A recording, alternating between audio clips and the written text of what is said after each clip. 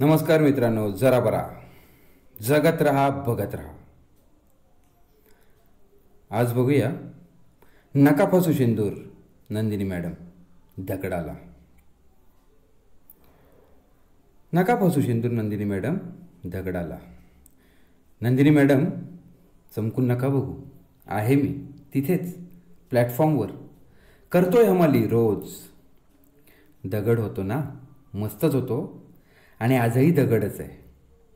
Platform बदलला आहे फक्त. तारांगणाच्या भूगोलातील सुपरस्टार ताऱ्यात आहे हो मी आता, पण दगडच. काय गंमत आहे बघा. मी राजा नावाचा दगड होतो आणि आज दगडच झालोय पुन्हा. आता त्याला शेंदूर फासतात लोक आणि माझी आठवण काढतात हो. आणि विनोद म्हणल्यावर मला आठवून शोधून आजही गुगल करत सुखावतात. नाही दुखवलं मी कोणाला कधीच, कारण मी म्हणजे हा दगड, हमाल, राजा, सुपरस्टार बनलो, पण सुपिरियरिटी नाही शिकता आली मला. कारण मी अभिनेता होतो की नाही हे श्रमिक, दमलेले, कंटाळलेले, जीवन स्टेशनातले संसाराचे हमालच सांगू शकतील. पण मी स्वतः सगळ्यांना अभिनेता या समान दर्जानेच पाहत आलेलो. तिथे सुपिरियरिटी नाहीच हो आपली कधी, आणि पाहिलीच नाही कधी, दिसलीही नाही. तुम्ही मला शेंदूर फासून घ्यायला शिकवलं. प्रेम समजून मी तो शिकलोही फासून घ्यायला. सोफॅस्टिकेटेड जीवनशैली शिकवली तुमच्यासारखी, तुमच्या कर्नल साहेबांसारखी. मी तीही शिकलोच की जगात.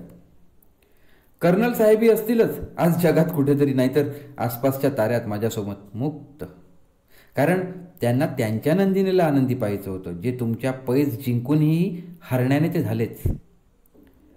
नंदिनी मॅडम, आजही तुम्ही आहात. अट्टहासात आहात, सत्याच्या उन्मादात आहात, सत्ता गमावल्यानंतरच्या झगमगाटी विजेच्या दिव्यांमध्ये आहात. विझणाऱ्या, लुकलुकणाऱ्या, चमचमणाऱ्या, पण विजेच्या. कोणीतरी नंदिनी पटवर्धन उठते मध्ये तशी, उचलते एखाद्या दगडाला. देव पाहते उगीच शेंदूर फासून देवरूप तात्पुरतं स्वतःला. तिच्या अहंकारी पैजेसाठी ती ग्लॅमरस असायचं आव आणत राहते याद्यामध्ये. पण दगड शेंदूर फासून किती हो जगणार. तो ऊन, वारा, पाऊस बाह्य कारकांसाठीच तर जन्मलाय. त्यालाही उपयुक्त व्हायचंय की, तरच मुक्ती त्याची आणि तरच शक्ती देवळात. आचवं पुसायला दगडाकडेच याल नंदिनी मॅडम. तुमचे वडीलकीचे कर्नल साहेब नाही पुसू शकत, किंवा तुमचे दोन चंगूमंगूही आता खरंच सोबत आहेत का एकमेकांच्या, हे खरंच संशोधनाचं. त्यांचीही आयुष्य आहे तो. किती दिवस नाचायचं तुमच्या अहंकारी तालावर आम्ही, त्यांनी आणि सगळ्यांनीच.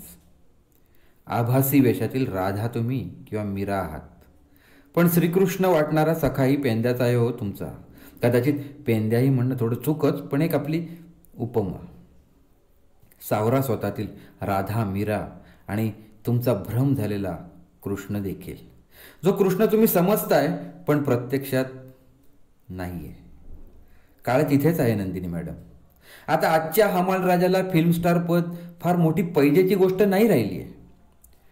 खऱ्या राजाला कला, प्रतिभा, सराव, मेहनत आणि पात्रता मिळवायची आहे हो, मिळवायची आहे. हमाली करत तो ती मिळवूही शकतो ठरवलं तर. आणि राजा बनवू पाहणाऱ्या नंदिनींचे, स्वतः सकट शेंदूरपासून दगड बनवणाऱ्या राजांचे क्रॅश कोर्सेस तुमच्यापासूनच सुरू होत आहेत. ते थांबूया. चला, येतो, बघतो, राहतो व पाहतो. शेवटी मी आलो, पाहिलं, लढलो आणि जिंकून घेतलं सारं. खिसा रिकामा होता माझा येताना आणि जातानाही. फक्त तेवढा माझ्यावर, म्हणजे या दगडावर, अभिनेत्यावर, अभिनेत्रीवर शेंदूर नका फसवू उगीच देवत्वाचा. मी लक्ष्या, लक्ष्मीकांत किंवा बजरंगाची कमाल करणारा एक विदूषकच बरा आहे. उगीच मला देवाऱ्यात ठेवून कलेला अवहेलायचे नवे बाजार नका होऊ देऊ नंदिनी पटवर्धन मॅडम. आणि हो, तुम्ही सिनेमात वगैरे येऊन आणखीन चमत्कार नका दाखवू हा. झाले तितके धमाल सोहळे मस्तच आहेत. खूप राजा, अभिनेते, अभिनेत्री प्रतिभावंत आहेत हो, बाहेर हमाली करतायत. फक्त संधी शोधतायत प्रतिभा दाखवायची. वशिलाही नकोच आहे त्यांना, फक्त स्पेस हवी आहे. माध्यमांमध्ये त्यांच्यातल्या सच्च्या दगडाला तराशायची. तुमच्या चर्चांशिवाय.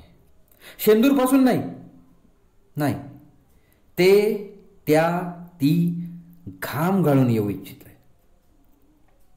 नंदिनी मॅडम, वंदन.